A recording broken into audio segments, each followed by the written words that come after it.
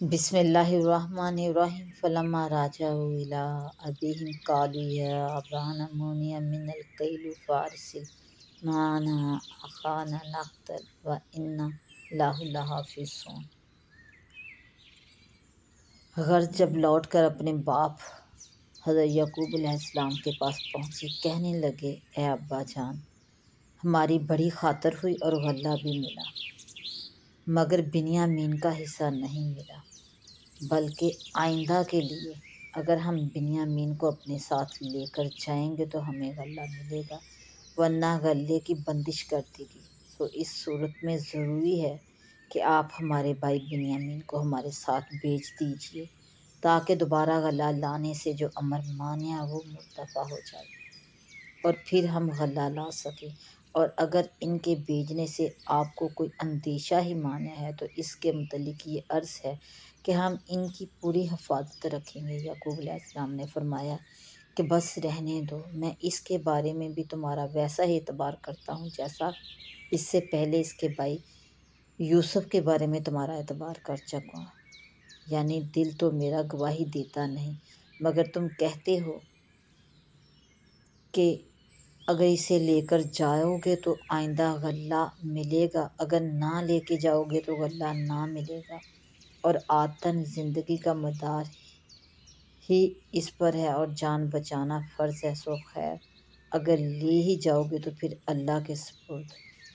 وہی سب سے بڑھ کر نگہبان ہے۔ میری نگہبانی سے کیا ہوتا ہے، اور وہ سب مہربانوں سے زیادہ مہربان ہے۔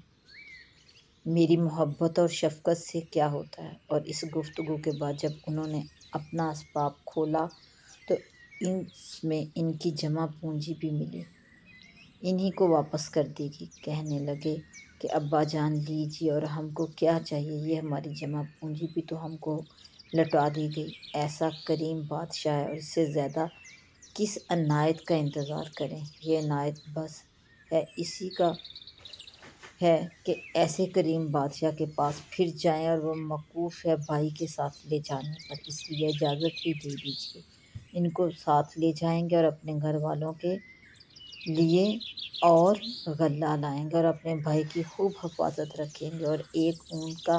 بوجھ غلہ اور زیادہ لائیں گے، کیونکہ جس قدر اس وقت لائے ہیں یہ تو تھوڑا سا غلہ ہے، جلد ہی ختم ہو جائے گا، پھر اور ضرورت ہوگی، اور اس کا ملنا موقوف ہے ان کے لے جانے پر۔ یعقوب علیہ السلام نے فرمایا کہ خیر اس حالت میں بھیجنے سے انکار نہیں، لیکن اس وقت تک ہرگز اس کو تمہارے ہمراہ نہ بھیجوں گا جب تک اللہ کی قسم کھاؤ۔ سو جب وہ قسم کھا چکے، اپنے باپ کو قول دے چکے، تو انہوں نے فرمایا کہ ہم لوگ جو بات چیت کر رہے ہیں یہ سب اللہ کے حوالے، یعنی وہی ہمارے قول و اقرار کا گواہ ہے کہ سن رہا ہے، اور وہی اس قول کو پورا کر سکتا ہے۔ بس اس کہنے سے دو غرض ہوئی، اول ان کو اپنے قول کے خیال رکھنے کی ترغیب اور تنبیہ کہ اللہ کو حاضر ناظر سمجھنے سے یہ بات ہوتی ہے، اور دوسرا اس تدبیر کا منتہا تقدیر کو قرار دینا کہ توکل کا حاصل ہے، اور اس کے بعد بنیامین کو ہمراہ جانے کی اجازت دے۔ غرض دوبارہ مصر کے سفر کو بنیامین کے ساتھ سب تیار ہوئے۔ آیت مذکورہ میں واقعہ کا بقیہ حصہ اس طرح ذکر ہے کہ جب برادران یوسف مصر سے غلہ لے کر گھر واپس آئے تو مصر کے معاملے کا تذکرہ والد ماجد سے کرتے ہوئے یہ بھی بتلایا کہ عزیز مصر نے آئندہ کے لیے ہمیں غلہ دینے کے لیے یہ شرط کر دی ہے کہ اپنے چھوٹے بھائی کو ساتھ لاؤ گے تو ملے گا، ورنہ نہیں، اس لیے آپ آئندہ بنیامین کو بھی ہمارے ساتھ بھیج دیں تاکہ ہمیں آئندہ بھی غلہ مل سکے، اور ہم اس بھائی کی تو پوری حفاظت کرنے والے ہیں، ان کو کسی قسم کی تکلیف نہ ہوگی۔ والد ماجد نے فرمایا کہ کیا ان کے بارے میں تم پر ایسا ہی اطمینان کروں جیسا اس سے پہلے ان کے بھائی یوسف کے بارے میں کیا تھا؟ مطلب ظاہر ہے کہ اب تمہاری بات کا اعتبار کیا، ایک مرتبہ تم پہ اطمینان کر کے مصیبت اٹھا چکا ہوں، تم نے یہی الفاظ حفاظت کرنے کے اس وقت بھی بولے تھے۔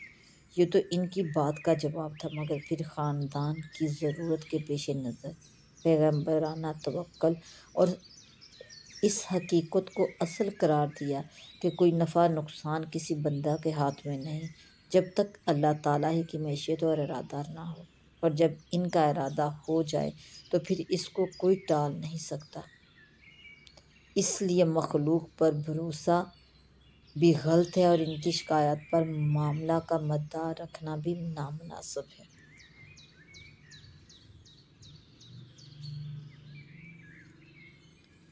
قال هل امنکم علیہ الا کما امنتکم علی اخی من قبل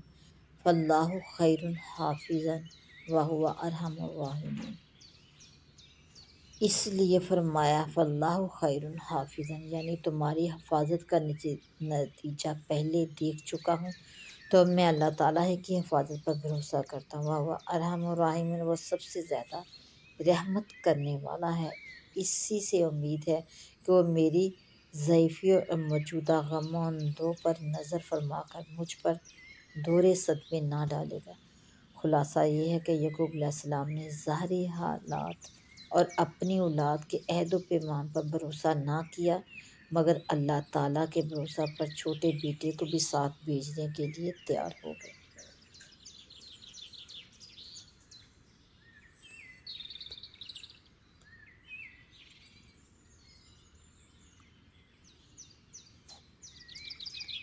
وَلَمَّا فَاتَحُوا مَتَاعَهُمْ وَجَدُوا بِضَاعَتَهُمْ رُدَّتْ إِلَيْهِمْ، یعنی اب تو برادران یوسف کی یہ ابتدائی گفتگو حالات سفر بیان کرنے کے دوران میں ہو رہی تھی۔ ابھی سامان کھولا نہ تھا۔ اس کے بعد جب سامان کھولا اور دیکھا کہ ان کی وہ پونجی جو غلے کی قیمت میں ادا کر کے آئے تھے وہ بھی سامان کے اندر موجود ہے، تو اس وقت انہوں نے یہ محسوس کیا کہ یہ کام سہواً نہیں بلکہ قصداً ہماری پونجی ہمیں واپس کر دی گئی ہے۔ اسی لیے ردت الینا کہا، یعنی یہ پونجی ہمیں واپس کر دی گئی ہے۔ اور پھر والد محترم سے عرض کیا، یعنی ہمیں اور کیا چاہیے کہ غلہ بھی آ گیا اور اس کی قیمت بھی واپس مل گئی۔ اب تو ہمیں ضرور دوبارہ اپنے بھائی کو ساتھ لے کر اطمینان سے جانا چاہیے، کیونکہ اس معاملہ سے معلوم ہوا کہ عزیز مصر ہم پر بہت مہربان ہے۔ اس لیے کوئی اندیشہ نہیں، ہم اپنے خاندان کے لیے غلہ لائیں اور بھائی کو بھی حفاظت سے رکھیں، اور بھائی کے حصے کا غلہ مزید مل جائے، کیونکہ ہم جو کچھ لائے ہیں یہ تو ہمارے اخراجات کے مقابلے میں بہت تھوڑا ہے، چند روز میں ختم ہو جائے گا۔ برادران یوسف علیہ السلام نے جو یہ جملہ ما نبغی کہا، اس کا ایک مفہوم وہی ہے جو ابھی بتلایا گیا کہ ہمیں اور اس سے زیادہ کیا چاہیے،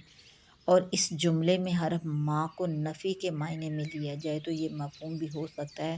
کہ اولاد یعقوب نے اپنے والد سے عرض کیا کہ اب تو ہمارے پاس غلہ لانے کے لیے قیمت موجود ہے، ہم آپ سے کچھ نہیں مانگتے، آپ صرف بھائی کو ہمارے ساتھ بھیج دیں۔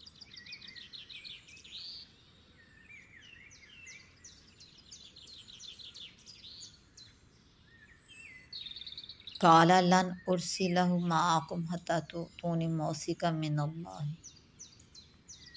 والد محترم نے یہ سب باتیں سن کر جواب دیا، لن ارسلہ معکم، یعنی میں بنیامین کو تمہارے ساتھ اس وقت تک نہ بھیجوں گا جب تک تم اللہ تعالیٰ کی قسم اور یہ عہد و پیمان مجھے نہ دے دو کہ تم اس کو ضرور اپنے ساتھ واپس لاؤ گے، مگر چونکہ حقیقت میں نظروں سے یہ بات کسی وقت غائب نہیں ہوتی کہ انسان بیچارہ ظاہری قوت و قدرت کتنی ہی رکھتا ہو پھر بھی ہر چیز میں مجبور اور قدرت حق جل شانہ کے سامنے عاجز ہے۔ وہ کسی شخص کو حفاظت کے ساتھ واپس لانے کا عہد و پیمان ہی کیا کر سکتا ہے، کیونکہ وہ اس پر مکمل قدرت نہیں رکھتا، اس لیے اس عہد و پیمان کے ساتھ ایک استثناء بھی لگا دیا، یعنی سوائے اس صورت کے کہ تم سب کسی گھیرے میں آ جاؤ۔ امام تفسیر مجاہد رحمۃ اللہ نے اس کا مطلب یہ بیان کیا کہ تم سب ہلاک ہو جاؤ، اور قتادہ رحمۃ اللہ نے فرمایا کہ مطلب یہ ہے کہ تم بالکل عاجز اور مغلوب ہو جاؤ۔ آیت فلما آتوہ موثقہم، یعنی جب صاحبزادوں نے مطلوبہ طریقے پر عہد و پیمان کر لیا یعنی سب نے قسمیں کھائیں اور والد کو اطمینان دلانے کے لیے بڑی شدت سے حلف کیے۔ تو یعقوب علیہ السلام نے فرمایا کہ بنیامین کی حفاظت کے لیے حلف اٹھانے کا جو کام ہم کر رہے ہیں، اس سب معاملہ کا بھروسہ اللہ تعالیٰ ہی پر ہے۔ اسی کی توفیق سے کوئی کسی کی حفاظت کر سکتا ہے اور اپنے عہد کو پورا کر سکتا ہے، ورنہ انسان بے بس ہے، اس کے ذاتی قبضے قدرت میں کچھ نہیں۔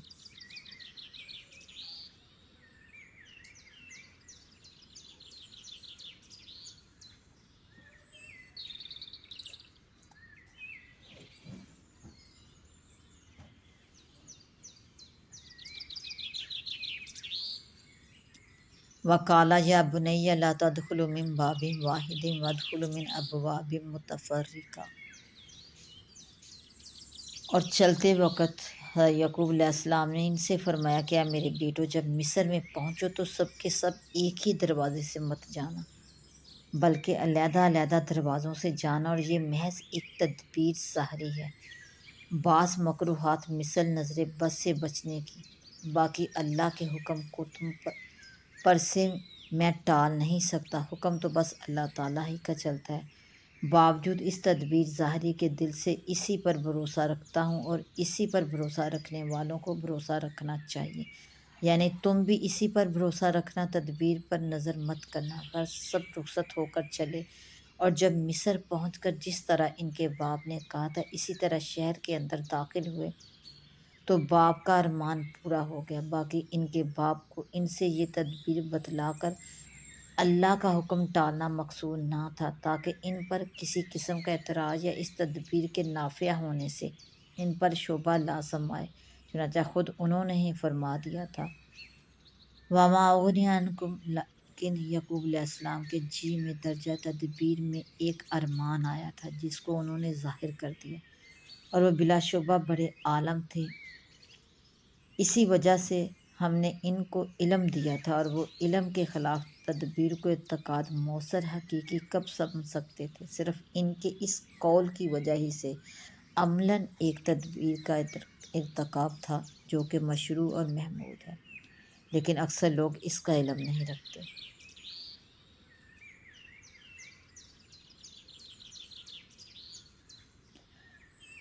خلاصہ اس کا یہ کہ حضرت یعقوب علیہ السلام نے ان کو شہر مصر میں داخل ہونے کے لیے خاص وصیت یہ فرمائی کہ اب تم 11 بھائی وہاں جا رہے ہو، تو شہر کے ایک ہی دروازے سے سب داخل نہ ہونا، بلکہ شہر پناہ کے پاس پہنچ کر متفرق ہو جانا اور شہر کے مختلف دروازوں سے داخل ہونا۔ سبب اس وصیت کا یہ اندیشہ تھا کہ یہ سب نوجوان اور ماشاءاللہ صحت مند، قداور، صاحب جمال و صاحب وجاہت میں ایسا نہ ہو کہ جب لوگوں کو یہ معلوم ہو کہ یہ سب ایک ہی باپ کی اولاد اور بھائی بھائی ہیں تو کسی بد نظر کی نظر لگ جائے،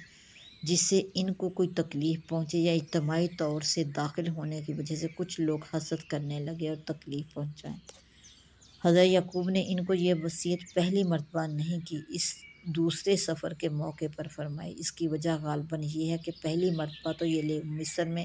مسافرانہ اور شکستہ حالت میں داخل ہوئے تھے، نہ کوئی ان کو پہچانتا تھا، نہ کسی سے ان کے حال پر زیادہ توجہ دینے کا خطرہ تھا، مگر پہلے ہی سفر میں ملک مصر نے ان کو غیر معمولی کرام کیا، جس سے عام ارکان دولت اور شہر کے لوگوں میں تعارف ہو گیا۔ اب یہ خطرہ کبھی ہو گیا کہ کسی کی نظر لگ جائے یا سب کو ایک باشوکت جماعت سمجھ کر کچھ لوگ حسد کرنے لگے۔ نیز اس مرتبہ بنیامین چھوٹے بیٹے کا ساتھ ہونا بھی والد کے لیے اور زیادہ توجہ دینے کا سبب ہوا۔ نظر بد کا اثر حق ہے، اس سے معلوم ہوا کہ انسان کی نظر لگ جانا اور اس سے کسی دوسرے انسان یا جانور وغیرہ کو تکلیف ہو جانا یا نقصان پہنچ جانا حق ہے، محض جاہلانہ وہم اور خیال نہیں۔ اسی لیے حضرت یعقوب علیہ السلام کو اس کی فکر ہوئی۔ رسول کریم صلی اللہ علیہ وآلہ وسلم نے بھی اس کی تصدیق فرمائی ہے۔ ایک حدیث میں ہے کہ نظر بد ایک انسان کو قبر میں اور اونٹ کو ہنڈیا میں داخل کر دیتی ہے۔ اس لیے رسول کریم صلی اللہ علیہ وآلہ وسلم نے جن چیزوں سے پناہ مانگی اور امت کو پناہ مانگنے کی تلقین فرمائی ہے، ان میں من کلی عین الامتی بھی مذکور ہے، یعنی میں پناہ مانگتا ہوں نظر بد سے۔ صحابہ کرام رضی اللہ تعالیٰ عنہم میں سہل بن حنیف کا واقعہ معروف ہے کہ انہوں نے ایک موقع پر غسل کرنے کے لیے کپڑے اتارے تو ان کے سفید رنگ تندرست بدن پر عامر بن ربیعہ کی نظر پڑ گئی، اور ان کی زبان سے نکلا کہ میں نے تو آج تک اتنا حسین بدن کسی کا نہیں دیکھا۔ یہ کہنا تھا کہ فوراً سہل بن حنیف کو سخت بخار چڑھ گیا۔ رسول کریم صلی اللہ علیہ وآلہ وسلم کو جب اس کی اطلاع ہوئی تو آپ صلی اللہ علیہ وآلہ وسلم نے یہ اللہ تجویز کیا کہ عامر بن ربیعہ کو حکم دیا کہ وہ وضو کریں اور وضو کا پانی کسی برتن میں جمع کریں۔ یہ پانی سہل بن حنیف کے بدن پر ڈالا جائے، ایسا ہی کیا گیا تو فوراً بخار اتر گیا اور وہ بالکل تندرست ہو کر جس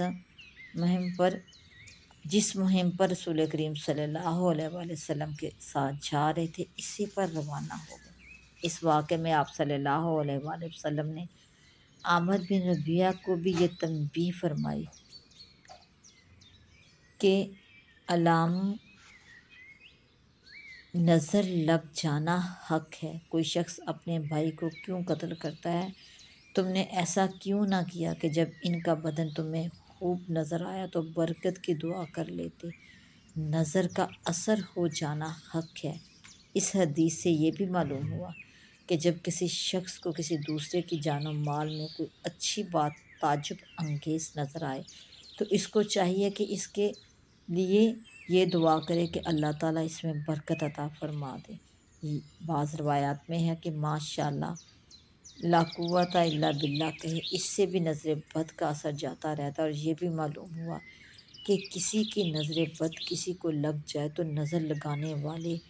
ہاتھ پاؤں چہرے کا غسالہ ان کے بدن پر ڈالنا نظر بد کے اثر کو زائل کر دیتا ہے۔ قرطبی نے فرمایا کہ تمام علماء امت اہل سنت والجماعت کا اس پر اتفاق ہے کہ نظر بد لگ جانا اور اس سے نقصان پہنچ جانا حق ہے۔ حضرت یعقوب علیہ السلام نے ایک طرف تو نظر بد یا حسد کے اندیشے سے اولاد کو یہ وصیت فرمائی کہ سب مل کر ایک دروازے سے شہر میں داخل نہ ہوں، دوسری طرف ایک حقیقت کا اظہار بھی ضروری سمجھا جس سے غفلت کی بنا پر ایسے معاملات میں بہت سے عوام جاہلانہ خیالات و اوہام کے شکار ہو جاتے ہیں، اور وہ یہ کہ نظر بد کی تاثیر کسی انسان کے جان و مال میں ایک قسم